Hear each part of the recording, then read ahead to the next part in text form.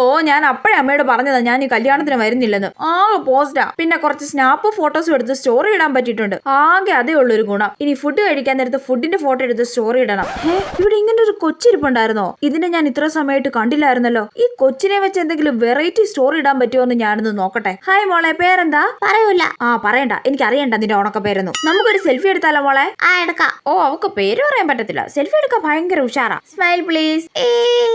കൊള്ളാം കേട്ടോ, സൂപ്പർ ആയിട്ടുണ്ട്. ഇപ്പൊ തന്നെ സ്റ്റോറി ഇട്ടേക്കാം. സെൽഫി വിത്ത് ആന്റിയുടെ മോൾ. ഏത് ആന്റിയുടെ മോളാണോ എന്തോ.